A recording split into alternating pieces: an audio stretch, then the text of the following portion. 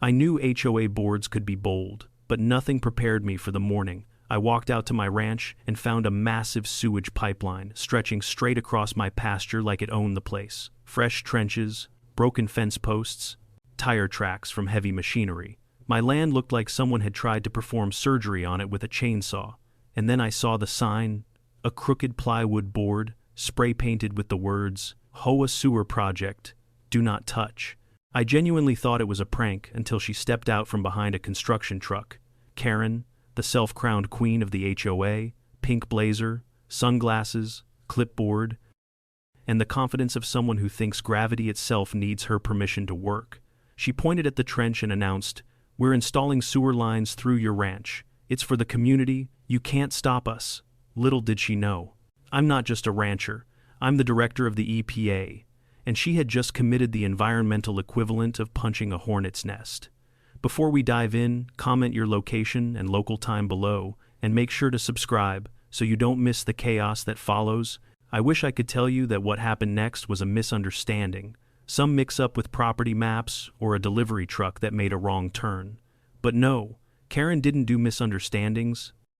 She did declarations. And that morning, she declared war on my land with the confidence of a woman who'd never once been told no in her entire life. She planted her heels into my soil as if she'd grown roots there, and pointed at the massive trench slicing across my ranch. "We're expanding the HOA's infrastructure," she said, every syllable dripping with authority she absolutely did not have. "These lines are part of the new neighborhood sewer upgrade. The community voted unanimously. This route is approved." I stared at her, then at the trench, then back at her. "Karen," I said slowly, "this is private property." She didn't even blink. "It's community property now." "Since when?" "Since I decided it should be." That right there, that tone, that posture, that deranged sense of entitlement could bring down governments if left unchecked. Karen wasn't just confident, she had the kind of confidence you normally only see in toddlers or dictatorships. Behind her stood two HOA board members, both with clipboards, both looking like they'd rather be anywhere but stuck between Karen and a man whose ranch they had just mutilated. One was sweating through his shirt, the other kept adjusting her glasses, like clearer vision might make the situation less insane.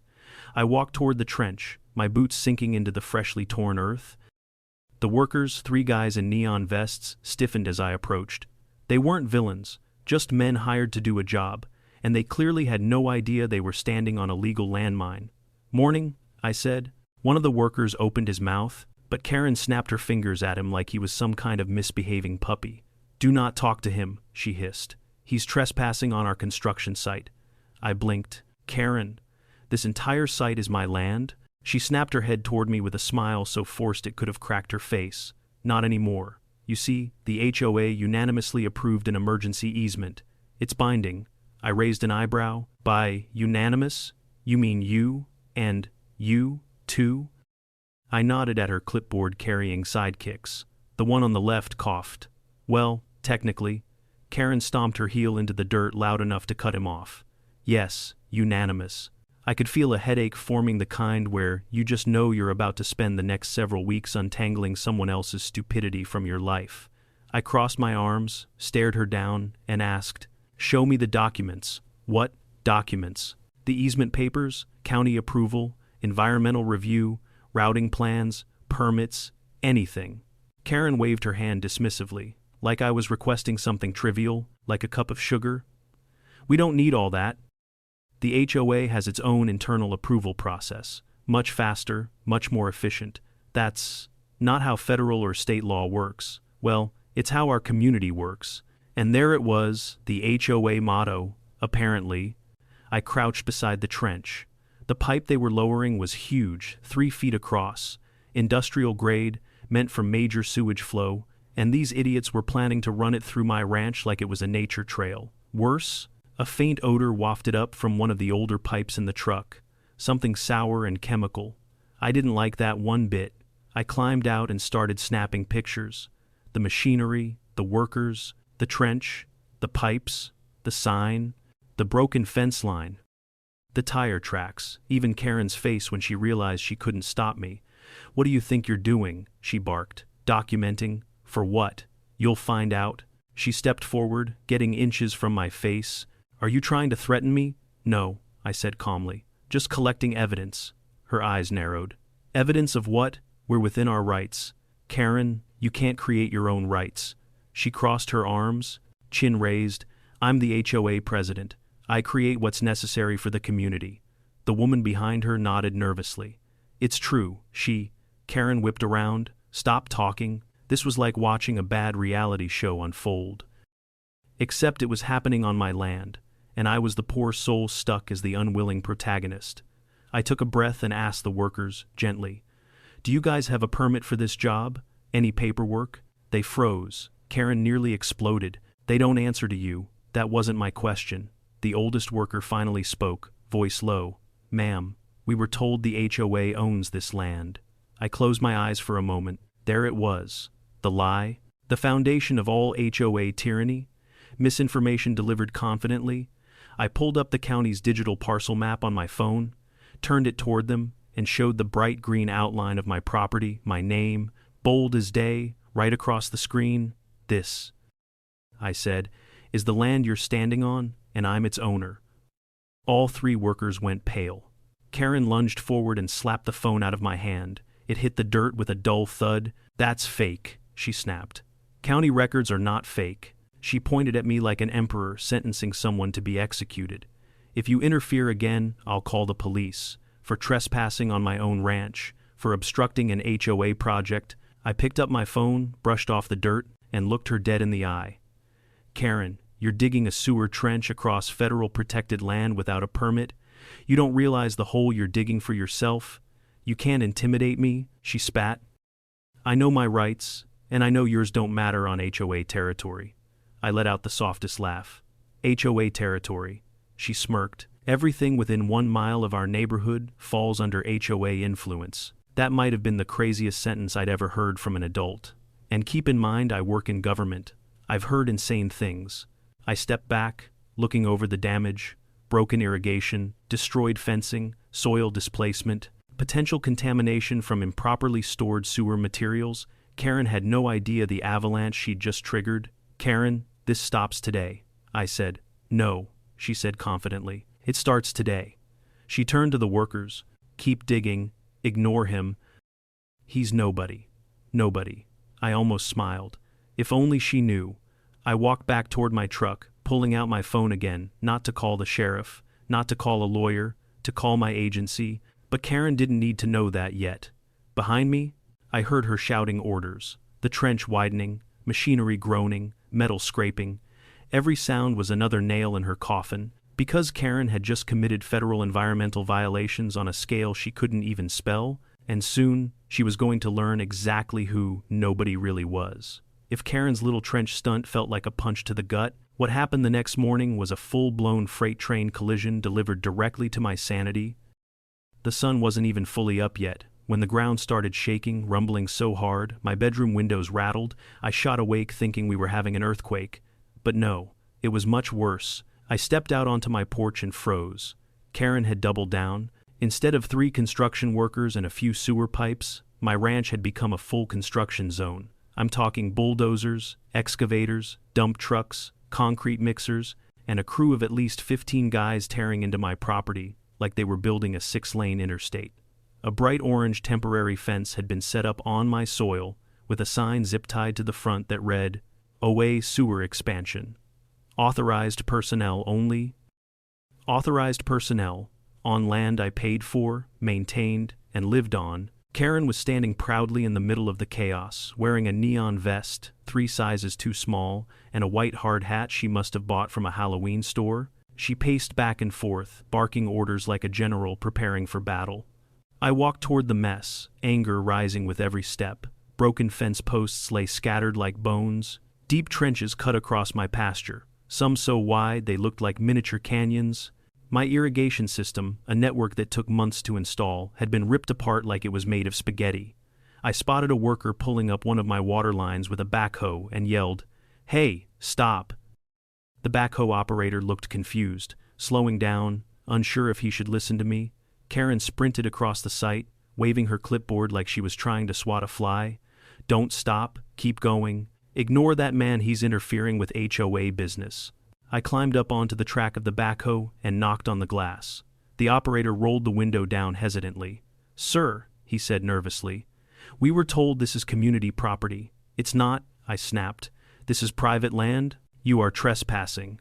Before he could reply, Karen jammed herself between us and shouted, "Get off the equipment. You're violating site safety regulations." I stared at her, incredulous. "Karen, you don't even have site safety regulations." "I do now," she declared, thrusting her clipboard inches from my face. It was blank. The backhoe operator looked between us, visibly uncomfortable. "Ma'am, I don't want to get in trouble." Karen spun toward him. "If you stop working, you're fired. I'll replace your company with someone competent." The operator swallowed hard and continued. I took a deep breath and looked around the disaster zone again. Dirt piled high, deep ditches zigzagging across the pasture, workers dragging more massive sewer pipes into position. And the worst part, I could smell it, faint but unmistakable, the sour, chemical tang of improperly handled wastewater. My stomach dropped. They'd ruptured something. I saw a muddy puddle pooling near a trench, slightly cloudy, carrying an oily sheen. A worker stepped around it like he knew it wasn't normal. I marched toward Karen. "Where is this wastewater coming from?" She rolled her eyes. "We rerouted part of the sewer flow temporarily. Onto my land. It's just water." "That's not water, Karen." She gave me a smug smile. "Well, if you're so worried, maybe you shouldn't have bought a ranch so close to an HOA. My voice dropped dangerously low. "Karen, you're causing an environmental hazard. You're exaggerating. You're dumping untreated sewage." She dismissed me with a laugh. "Oh, please. If there was a real environmental issue, someone from the EPA would be here." That one almost made me laugh. Almost. Instead, I pulled out my phone and started photographing everything. The ruptured flow, the muddy runoff heading toward my irrigation canal, the equipment digging dangerously close to a small creek that fed half my pasture. Karen stalked over. "Stop documenting." "No. Why not?" "Because this is all evidence." Her face twisted. "Evidence of what? Doing my job? Of violating at least half a dozen state and federal regulations?" Some of the workers stopped what they were doing and looked at her nervously. She forced out a laugh and shouted, "Ignore him. He's bluffing. He's nobody. Nobody." There it was again. The excavator behind us lurched forward, tearing another chunk of earth away. The operator seemed hesitant, but Karen kept waving her arms, directing him as if she actually had any idea what she was doing. Then came the breaking point, the moment that pushed everything over the edge. The excavator's bucket smashed into an underground pipe they hadn't mapped, bursting it open. A foul spray of brownish water erupted, splashing across the trench and flowing downhill in a steady stream. Workers jumped back, gagging. I could practically feel my blood pressure spike. I turned to Karen. "You just ruptured a wastewater main?" She tried to wave the smell away with her hand. "It's fine. It's natural." "Karen, nothing that smells like that is natural. It'll evaporate. It'll contaminate my soil. It's fertilizer." I stared at her, stunned. "Did you just call raw sewage fertilizer?" She crossed her arms triumphantly. "It's organic. You have absolutely no idea how anything works." She snapped back. "I don't need to. I have people for that." "You mean the people who lied to you about who owns this land?" She faltered for half a second, just long enough to betray the first crack in her confidence. Then she rallied. "This is happening whether you like it or not," the HOA voted. "The community deserves proper sewage handling, and your ranch is the best route." According to who? Me. It was like arguing with a brick wall that had taken a seminar on narcissism. A construction foreman finally stepped forward, wiping sweat from his brow. "Ma'am, this really doesn't look legal. We don't have permits, we don't have inspection clearance, we don't—" Karen cut him off. I said, "Keep working. But if you stop, I'll report your company for breach of contract." He stared at her. "We don't have a contract." She blinked, taken aback for a moment. "Well, you should." I emailed one. "That counts." The foreman pinched the bridge of his nose. "That's not how contracts work." Karen pointed at him like a cartoon villain. "You're lying to sabotage me." I stepped between them. "Karen, this project ends now." She threw her head back and laughed. "You can't end it." I smiled faintly. "I already have." "Excuse me. I called someone who does have authority. They'll be here today." She scoffed. "The county, Please, I'll handle them. No, I said. Not the county? She squinted. Who, then? You'll see. She rolled her eyes dramatically. I'm not scared of whatever little friend you called. I shrugged. You should be. Because by this point, my team had already received my message. And when a call comes from the director of the EPA, things move fast. I looked across my torn-apart ranch. The workers who clearly wanted to leave, the construction vehicles idling like beasts, waiting to be put down, the sewage leaking into the earth. And then at Karen, standing there so sure she was untouchable. She had no idea what was coming, but she would. Soon, very soon, by noon, the chaos on my ranch had reached a level I didn't think possible outside a disaster movie. Karen's construction circus was still in full swing, engines roaring, mud flying, workers shouting over each other, and the smell of ruptured wastewater thick enough to make a grown man cry. Karen marched around the site like the self-appointed empress of sewage, barking orders, threatening workers, and insisting everything was going according to plan. She had absolutely no clue that her plan was minutes away from collapsing like a sandcastle in a hurricane. I noticed them before anyone else did. A convoy of 3 white government SUVs approaching from the road, tires crunching over the gravel, sunlight glinting off the United States Environmental Protection Agency decals. My team, the cavalry, the people Karen thought would never be involved in something so small, if only she knew how big this was about to become. The SUVs rolled to a stop at the edge of the pasture. Doors opened, 4 specialists stepped out, wearing navy blue EPA jackets, gloves, boots, and carrying equipment cases. These weren't office desk analysts. These were field investigators, the kind who respond to chemical spills, hazardous waste leaks, and illegal dumping sites. Karen took one look at them and made the worst mistake she'd made all day. She marched toward them. "Excuse me," she shouted, waving her clipboard like it was a divine weapon. "This is a restricted HOA project site. You people can't be here." One of the investigators, a tall woman named Rivera, paused mid-step and stared at Karen like she was a lab specimen that wasn't acting according to expected behavior. "Ma'am," she said calmly, "we received an environmental hazard report for this location. We're here to assess." Karen scoffed loudly. "Environmental hazard? Please. This is a community improvement project." Rivera glanced at the muddy trench, the workers wading through contaminated runoff, and the ruptured wastewater pipe still spilling into my pasture. "It looks like more than that." Karen held up her hand like she was about to issue a royal decree. "No. I already told the man who lives here he doesn't have authority to call anyone. This land is part of the HOA sewer expansion. Your presence is unnecessary." I stepped forward, leaning against a fence post that was barely standing. "Karen, they're here because I requested an investigation." She whirled around, eyes blazing. You did this." I nodded. "Yes, and they have full federal jurisdiction." "No, they don't," she screamed. "HOA rules override everything within our boundaries." One of the investigators raised an eyebrow. "Ma'am, that is not how the government works." Karen's face turned a shade of red I had only seen on malfunctioning microwaves. "This is harassment. Get off of HOA land immediately, or I'll call the sheriff." Rivera calmly pointed to her badge. "We outrank the sheriff on environmental violations." Karen blinked rapidly, clearly unable to compute the concept of someone having more power than she did. No, this is insane. You cannot just walk in here and investigate without my permission." Meanwhile, the other investigators got to work. One took soil samples from the contaminated puddle, another collected water in clear vials, holding them up to the sunlight, watching the murky liquid swirl with visible particles. A third walked along the trench, measuring pipe diameters, noting the haphazard installation, and shaking his head like he was watching someone assemble a bomb wrong. The more they examined, the angrier they got, and the more furious Karen became. She ran after one of them, waving her arms wildly. "Stop touching that, that's HOA property. You can't just take samples." The investigator didn't even glance at her as he sealed a vial.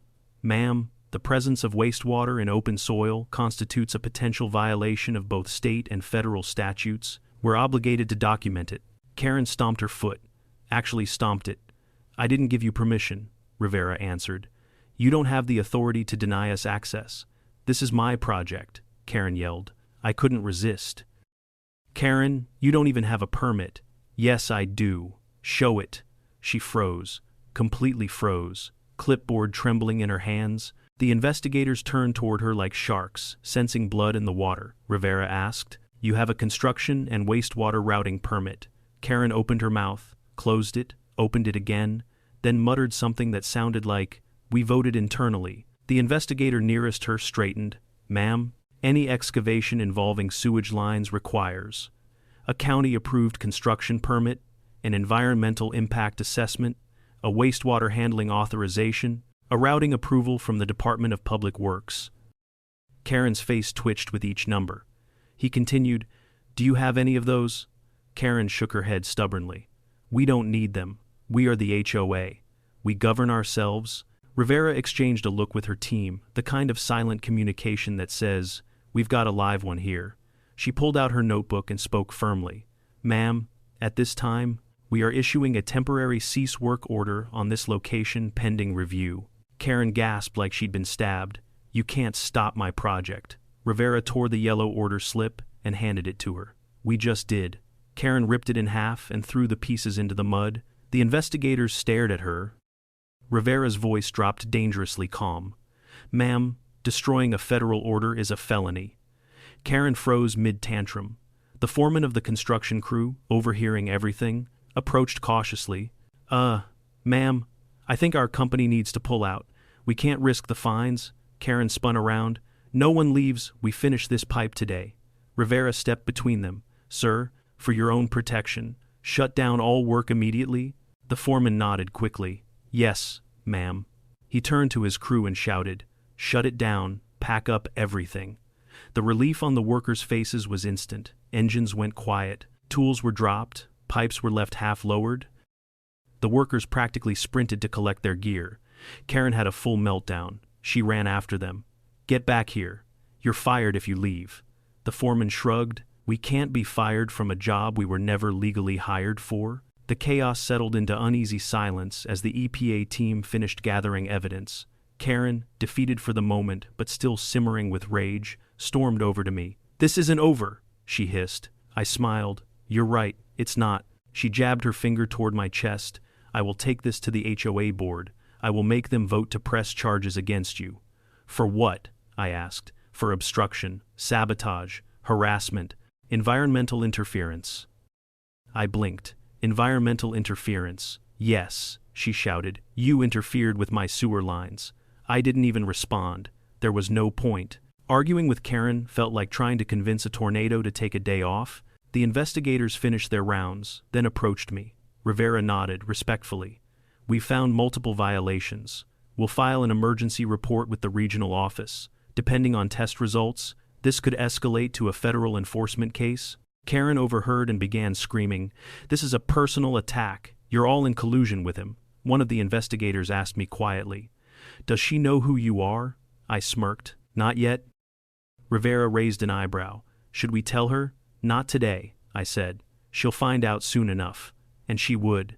Soon. Because the next move wasn't theirs, it was mine. I honestly thought the sight of EPA investigators shutting down her illegal sewer circus would be enough to make Karen back off, for at least a day, maybe two. But I underestimated something crucial. Karen's delusion didn't have a brake pedal. If anything, the cease work order only poured gasoline on her fiery little ego.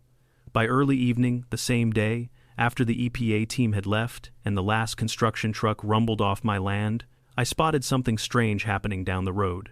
A group of cars, sedans, SUVs. Even a golf cart started gathering at the HOA clubhouse. People in pastel-colored clothes trickled inside, clutching clipboards, binders, and those obnoxious little HOA rule books that looked like they'd been written by dictators with too much free time. I didn't need a memo to know what was coming. Karen was calling an emergency HOA meeting to complain about me, on my own land, to people who had absolutely no jurisdiction. Still, I decided to go. I wanted to hear the nonsense for myself. And more importantly, I wanted the timing to be perfect for what I was about to reveal. The clubhouse was buzzing by the time I walked in. Residents were whispering, gasping dramatically, pointing at me like I had marched in carrying toxic waste on my back. Karen stood at the front like a preacher, ready to deliver a sermon, tapping the microphone until it screeched with feedback.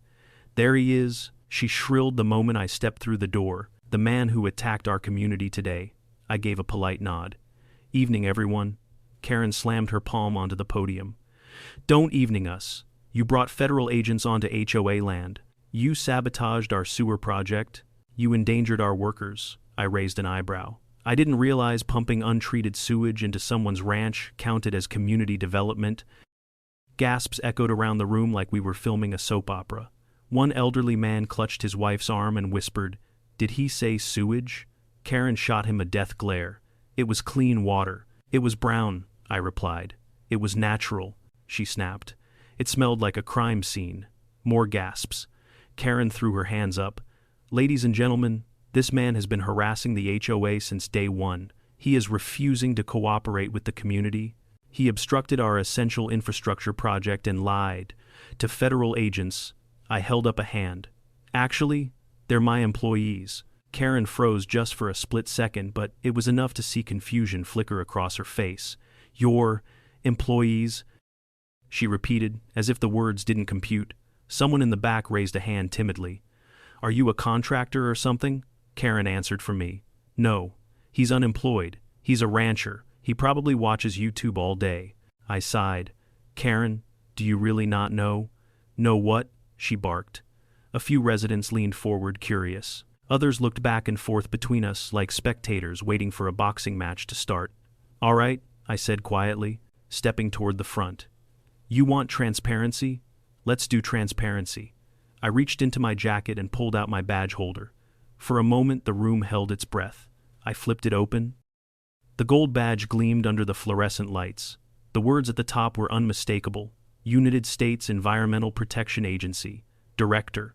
Not agent, not investigator, director. The room exploded, not literally. Though Karen looked like she might combust, people gasped so loudly the windows rattled. A woman in the front row jolted to her feet, slapped her husband's chest, and hissed, "I told you he wasn't normal." Another man dropped his pen. Someone whispered, "Oh my God, we're going to federal prison." And Karen did not gasp. She did not faint. She did not scream. She laughed, a loud, hysterical, unhinged laugh that made even her own board members inch away. "No." She spat between cackles. "No, this is fake. You printed that. You made that badge on Etsy." I calmly extended the badge so she could read the fine print. She leaned in, squinted, and then recoiled like she'd touched a hot stove. One of her board members, trembling, whispered, "Karen, that's a real badge." She whipped around. "No, it isn't." I cleared my throat. "Karen, the EPA reports directly to Congress. My signature is on half the environmental regulations enforced in this region." The older man who'd asked about sewage raised his hand. "So, when we were dumping the storm drain, overflow into the retention pond without a permit," Karen slammed her hand on the podium. "Don't say another word." The room erupted into panicked whispers. I let them go for a moment before lifting my voice. "I'm here tonight for one reason," I said calmly. "To explain exactly what violations occurred today," Karen snorted. "Violations? Please. Our project was perfectly legal." "Really?" I asked.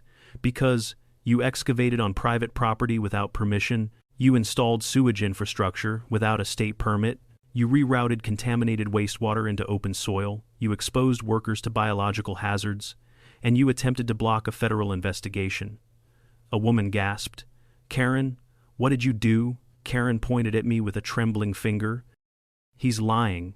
He made all of that up to destroy the HOA." I shook my head.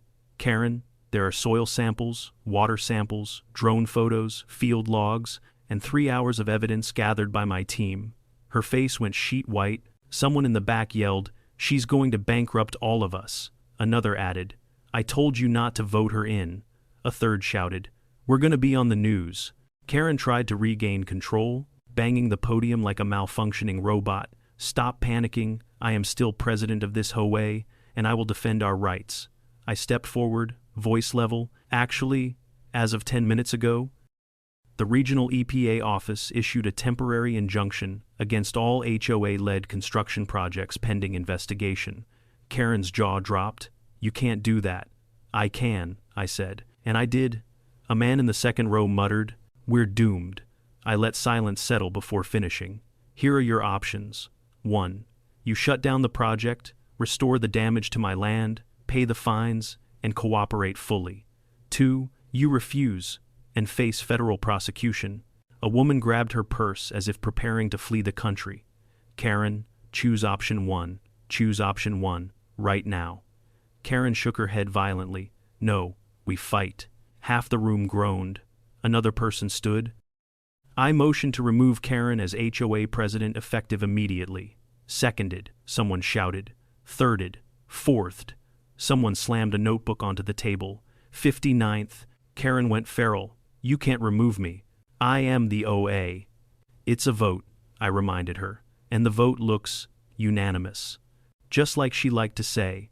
The board huddled, murmured, scribbled a few signatures, and then turned back to the crowd.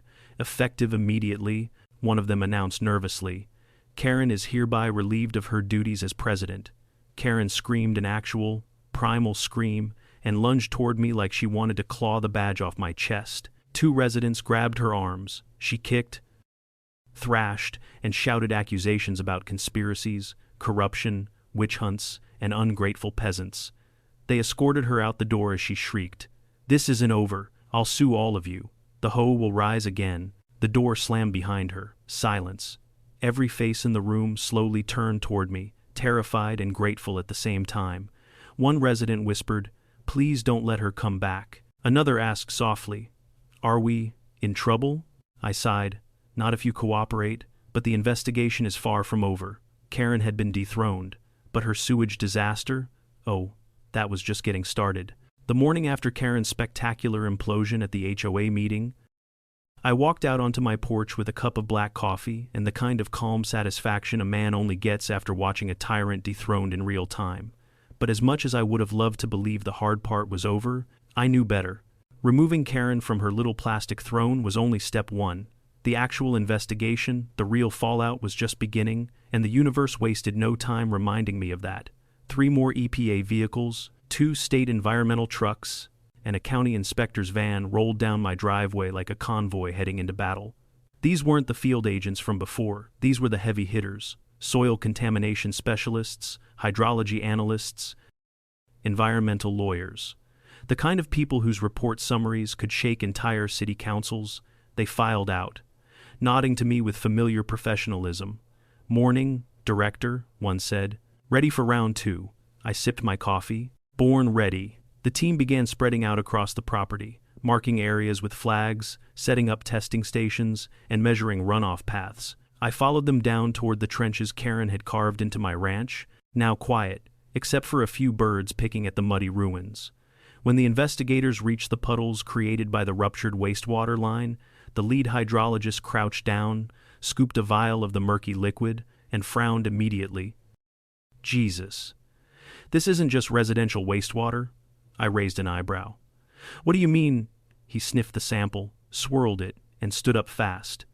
"There's industrial residue in this, detergents, oils, suspended solids. The HOA system might have been illegally dumping mixed waste for a while." That was worse than I expected, and I expected bad. Behind us, another specialist shouted from across the field, "We have soil infiltration," a third added. "Groundwater contamination possible." I let out a long breath. Karen hadn't just illegally dug through my land, she had managed to create a multi-layer environmental nightmare. I spotted the county inspector stepping over the churned-up soil. Looking increasingly horrified with every trench he passed, he kept mumbling, "Oh, this is bad, this is real bad." One of my specialists approached him. "Did the HOA file any permits with your office?" The inspector shook his head vigorously. "No, zero, nothing. We didn't even know this project existed." The specialist scribbled notes. "Then we're adding unauthorized infrastructure construction to the violation list." The inspector nearly choked. "They built sewer lines on private land without notifying anyone." "Welcome to the Karen experience," I said, while the team spread out, documenting every inch of damage. I noticed something else, a series of pipes leading away from the trench, up toward the hill near the HOA border.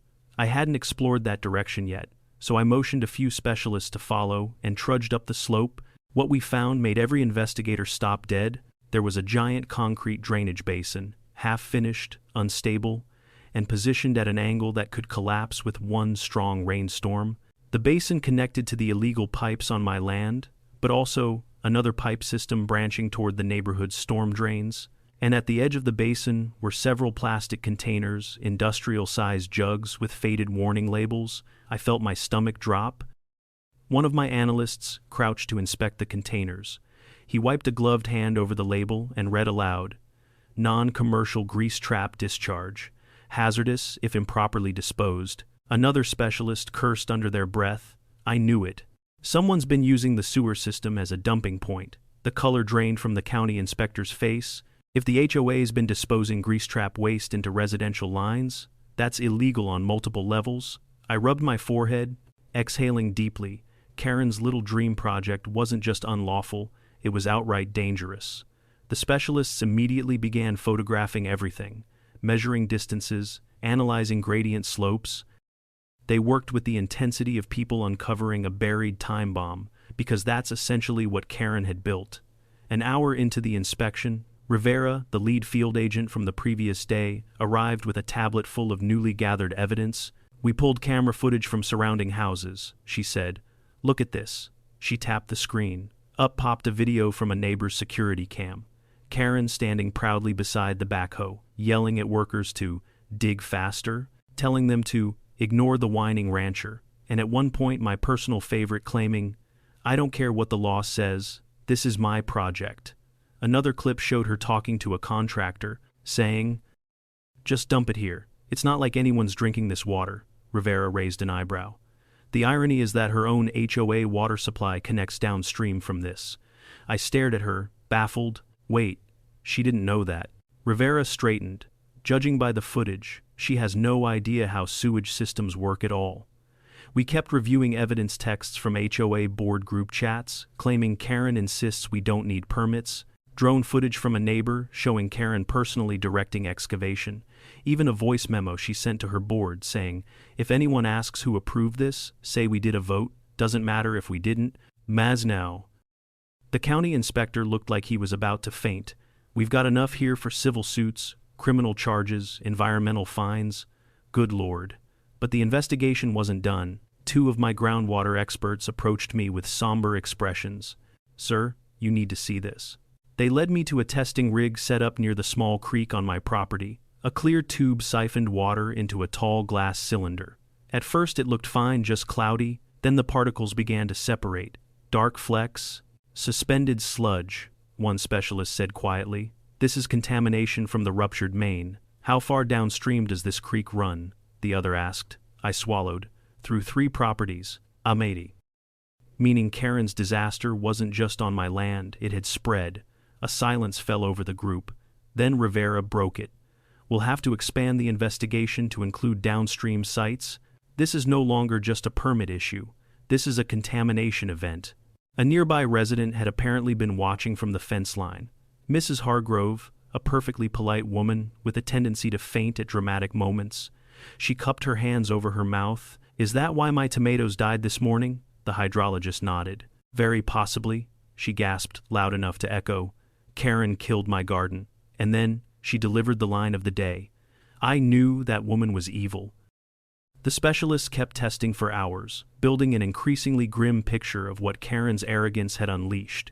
And while they worked, more evidence trickled in, emails from contractors refusing the job because Karen insisted it was secret HOA business, text messages showing she lied about land ownership, even receipts for cheap pipes that weren't rated for sewage at all. It was a perfect storm of incompetence, arrogance, and environmental destruction. As the sun began to dip, Rivera approached me with the thickest tablet report I'd ever seen assembled in one day. "This is enough to trigger federal enforcement," she said. "We're moving forward with a formal violation notice." I nodded. "Good. And there's something else." She handed me her phone. On the screen was a photo, a bill of materials Karen had ordered, for Phase 2. I stared at it. She planned more. Rivera's voice dropped. A lot more. Karen hadn't just wanted a sewer line. She'd planned an entire underground system, all of it illegal, all of it flowing straight through my ranch.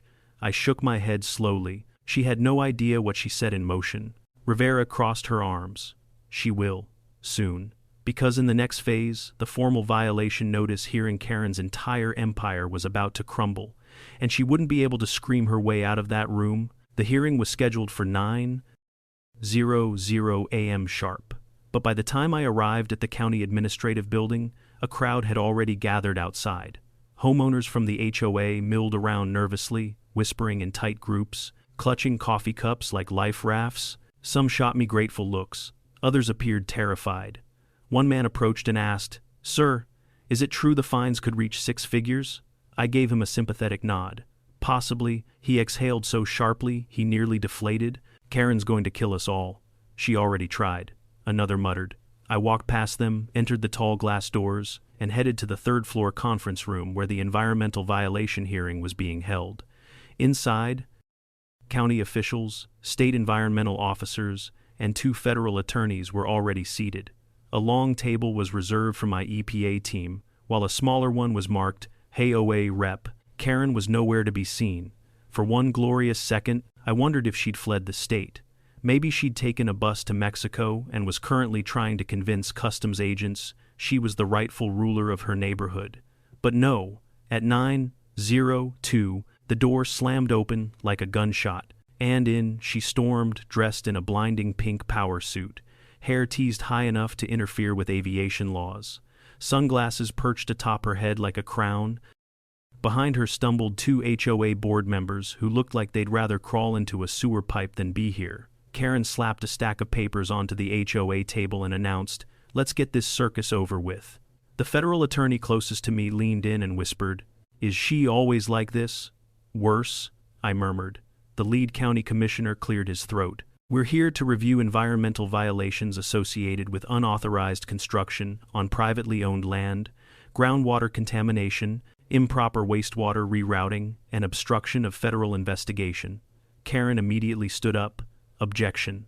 The commissioner blinked. "This isn't a courtroom, ma'am." "Well, it should be," she snapped. "Because I have been wronged. I am the victim here, and my community has been unfairly targeted." A collective exhale rippled across the room. "This was going to be long," the commissioner continued. "We'll begin with testimony from the Environmental Protection Agency." Karen shot her hand in the air. "No, I demand to speak first." "No," the commissioner said flatly. "Yes." "No." "Yes." The commissioner's voice hardened. "Ma'am, sit down." Karen huffed, dropped into her chair like a petulant teenager, and folded her arms dramatically. Rivera, my lead field agent, stood and began presenting. She laid out the maps, photos, soil sample data, water contamination charts, timestamps, and the security footage of Karen proudly directing the illegal dig. Karen interrupted every 2 minutes. "That's taken out of context. That's fake. Those workers were lazy. That mud was already there. That sewage wasn't sewage, it was natural." The state hydrologist replied dryly. "Raw sewage is never natural." Karen pointed at him. "How would you know? Are you a sewage expert?" "Yes," he said. "I literally am." Her mouth snapped shut for the first time since entering the room. But the worst moment for her wasn't the footage, or the contamination charts, or even the groundwater infiltration maps. It was the audio recording. Rivera pressed play. Karen's voice boomed across the speakers. "Just dig. If anyone complains, say we voted, tell the workers the land is ours, and dump the runoff in that rancher's field, he won't know the difference." The room fell so silent you could hear the air conditioner humming. Karen shot up, face red. "That was a private message." The federal attorney replied. "You sent it to 48 people, and they betrayed me?" The commissioner rubbed his forehead. "Ma'am, everything you've said today confirms the violations." Karen jabbed a finger toward me. "This is his fault. He set me up. He tricked me. He weaponized the EPA." I folded my hands calmly. "Karen, you weaponized your own stupidity." Gasps filled the room. One of the board members stifled a laugh. The other whispered, "Oh my God." Karen lunged toward me so aggressively that a state officer stepped between us. "I will sue you for defamation." "For what?" I asked, accurately describing your actions. She sputtered, sat down, stood up again, sat a second time, then finally spun toward her board members. "Back me up," she demanded. They both stared at the table. "Traitors," she hissed. The commissioner cleared his throat and began reading the formal list of violations page after page of them. Unauthorized excavation, illegal waste disposal, endangerment of groundwater, construction without permits, obstruction of federal work, threatening contractors, destroying a federal order, abuse of HOA authority. Karen tried to object to every point. She failed at all of them. Finally, the commissioner announced, "We will now open the floor to the director of the EPA." The room turned toward me. I stood, buttoned my jacket, and stepped forward. "Thank you. I'll be brief." Karen snorted. "You wouldn't know brief if it bit you, ma'am," the commissioner warned. I continued. "Yesterday, our team found a clear pattern of environmental neglect, disregard for public safety, and intentional deception." Karen laughed. "Alleged." "No," I said, "documented." I lifted a folder thick with evidence. "This contains everything your board members, contractors, and neighbors sent us. Screenshots, messages, footage, statements." One board member whispered, "Sorry, Karen." She spun on him. "You betrayed me too." I held up a hand. The contamination extended beyond my ranch. 3 downstream properties were impacted. One resident's vegetable garden was destroyed. Mrs. Hargrove, sitting in the back, stood abruptly. "My tomatoes. Karen ruined my tomatoes." Karen groaned. "Oh please, they were ugly tomatoes." Mrs. Hargrove fainted. The commissioner sighed. "Somebody help her." A paramedic carried her out while muttering. "I knew this HOA was cursed," I continued. "Based on the evidence, the EPA recommends the following: full restoration of the damaged land, proper disposal of contaminated soil, replacement of irrigation infrastructure, civil penalties on the HOA, individual penalties for the project leader." Karen perked up. "Yes, penalize the HOA, not me," the federal attorney said. "You are the project leader. Thanks for watching." Karen froze so hard she might have turned to stone. "What?" she whispered. "You approved the work, initiated the planning, hired workers, directed the construction, and knowingly bypassed legal requirements." "No," she choked out. "No, no, no. They helped." She pointed frantically at her board. "They scooted their chairs 2 inches away from her," the attorney continued. "As the individual responsible, you will face the majority of penalties." Karen trembled. How much?" The attorney flipped a page, tentatively, "between $280, 000, and $480, 000. Karen screamed a high-pitched sound that rattled the lights. "That's a house? You expect me to pay a house?" I answered softly. "That's what happens when you dig sewage trenches through other people's homes. This is a conspiracy," she hissed. "A witch hunt, a personal attack. Karen," I said, "you attacked yourself." She grabbed the stack of violation notices and threw them across the room like confetti. Papers scattered everywhere. Officers moved in immediately. "This hearing is rigged," she shrieked. "I am the HOA. I am the community. You can't do this to me." The commissioner calmly replied, "We just did." Karen made one last desperate attempt to storm the podium, but 2 deputies stopped her. She kicked, flailed, and screamed insults as they escorted her out. Her final words echoed down the hallway. "This isn't over. I'll build a bigger pipe, you'll see." The door slammed. Silence settled. Then the commissioner looked at me, exhausted. "Director, I don't know how you dealt with that for as long as you did." I exhaled. "Occupational hazard." The room quietly chuckled, but I wasn't laughing, because something told me Karen wasn't finished, and I was right. Because in the aftermath of the hearing, one of my investigators approached with a nervous look. "Sir, we found something during the test expansion." "What is it?" He handed me a tablet. Another leak. A bigger one? Flowing toward Karen's own backyard. The real twist? Karen's septic system was failing and leaking into the same drainage line she'd illegally expanded. The irony was almost too perfect. And the disaster, far from over. When the hearing ended and Karen was dragged, screaming out of the building by 2 deputies, I thought I had finally earned a day of peace. Just one day, one single, blessed morning, where I could drink my coffee without worrying about heavy machinery tearing through my pasture or sewage bubbling out of places it had no business being. But the universe, like always, had other plans. By early afternoon, my phone buzzed. It was one of my groundwater analysts. His voice was quiet, tense. "Sir, we've confirmed the results. That secondary leak, The big one? It's coming from the HOA side, specifically. He paused. Specifically what? I asked. He exhaled. From the septic system at 142 Birch Hollow Lane. I frowned. Whose address is that? A beat of silence, then Karen's. I sat there in my truck, staring through the windshield at the rolling fields of my ranch. Birds were chirping, wind rustled the grass. Everything was serene until I burst out laughing so hard I had to hold the steering wheel to keep from collapsing. Of course it was Karen's septic system.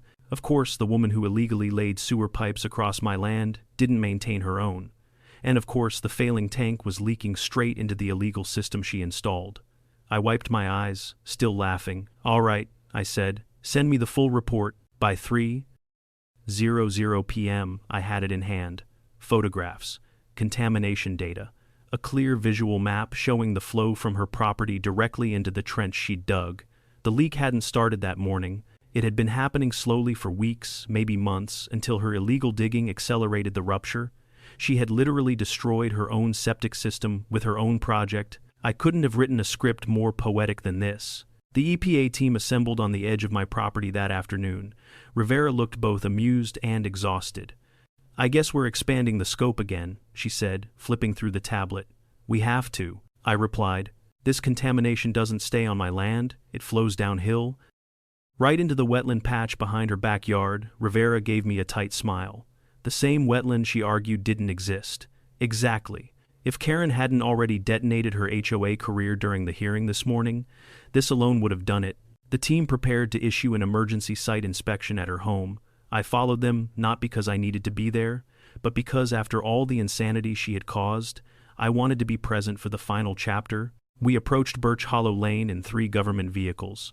The street was lined with neatly trimmed lawns and homes that looked like they were copy-pasted out of a brochure. And there, at the end of the cul-de-sac, was Karen's house, pink shutters, perfect hedges, a lawn sign that read, "Proud to be HOA President, forever." That aged poorly. We stepped onto the driveway. Rivera knocked firmly. Inside, someone screamed, "I'm not coming out." It was Karen. Her voice cracked like someone fighting off a spiritual exorcism. Rivera knocked again. "Ma'am, this is the Environmental Protection Agency. We need access to your backyard. This is a federally mandated inspection." "No, you can't inspect anything. This is a trick. You're all in on it." "We have probable cause," Rivera said. "Please step aside." "No." A few neighbors peeked out from behind curtains. Others came outside pretending to check their mail, though the mailboxes were empty. Finally, the door flew open, and Karen appeared. Disheveled hair, streaks of mascara, pink blazer wrinkled like she'd slept in it. She looked like she'd just lost a fight with a tornado, and the tornado had won without breaking a sweat. "Listen," she snapped. "I don't care who you think you are. I will not let you step foot on my property." Rivera didn't flinch. "Ma'am, there is contamination leaking from your septic tank into neighboring land. We have documented proof." Karen blinked. "No, there isn't." "There is." "No, there isn't." Rivera motioned to a field agent holding a tablet. He turned the screen toward Karen. The photos were crystal clear. Wet soil, discolored runoff, the unmistakable pattern of septic tank failure. Karen shrieked. "That is photoshopped." The agent stated flatly, "Ma'am, I took these photos personally. I don't care." Rivera closed her eyes briefly, like she was praying for patience. "Ma'am, refusal to allow a legally mandated inspection is obstruction." Karen straightened. "Good. Charge me. I don't respect fake laws." Rivera turned to me. "You want to handle this?" I stepped forward, hands in my pockets, voice perfectly calm. "Karen," she glared. "What? You didn't just violate my rights? Or county law? Or state law? You violated federal environmental regulations. And now, that same system you're so proud of, it's failing. No, it isn't. It is. No, it isn't. It's leaking into a protected wetland." Karen froze like someone had unplugged her brain. "Protected what? Wetland," I repeated. "Remember the thing you said didn't matter and was just swampy dirt." She stared at me, mouth hanging open. I continued, "Not only is your septic system failing, but the contamination is now your responsibility. Not the HOA, not the community. Yours. That's impossible," she whispered. "I'm the HOA president. Not anymore.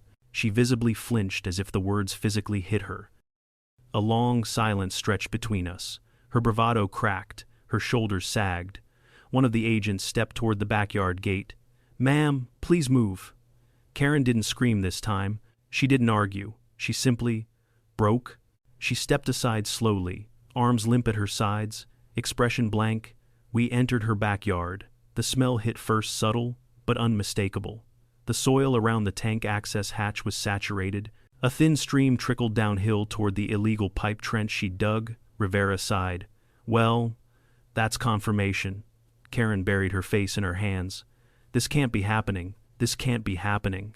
The federal attorney who joined us began dictating notes.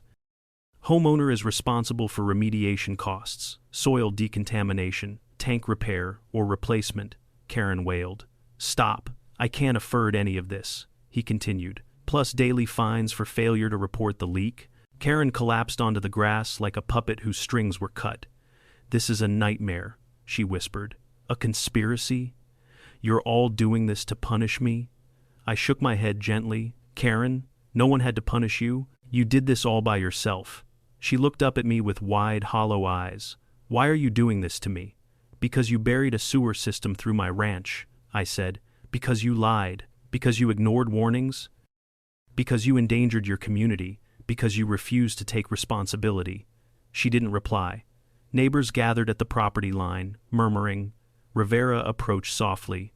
"Ma'am, the official report will be delivered tomorrow. You'll have 14 days to begin remediation." Karen stared blankly. The inspectors finished documenting everything. When we left, she was still sitting in the same spot, silent, defeated, and finally, for the first time since this nightmare began, powerless. As we drove away, the sun dipped low, casting long shadows across the land. Karen had tried so desperately to control. She wanted to dominate the community. She wanted to intimidate me. She wanted to build something big enough to make herself feel important. Instead, she built the perfect trap and fell right into it. The following week, remediation crews arrived. Specialized contractors repaired my damaged irrigation system. Contaminated soil was removed. My pasture healed. The EPA billed the HOA for some costs, Karen personally for many others. By the end of the month, Karen had sold her house, moved out of the state, and disappeared from the HOA gossip chain entirely. But sometimes, at night, when I look out at the quiet fields of my ranch, I remember the chaos she caused and the peace that followed when she finally faced the consequences of her own actions. Some people learn the easy way. Karen learns the expensive way, and I suspect she always will. Sometimes in life, the loudest people are the ones who listen the least. Karen believed authority was something you could invent, something you could impose on others through sheer force of ego. But real responsibility doesn't work that way. When someone cuts corners, ignores warnings, abuses power, or refuses to respect boundaries, consequences always arrive. Maybe not immediately, but always eventually.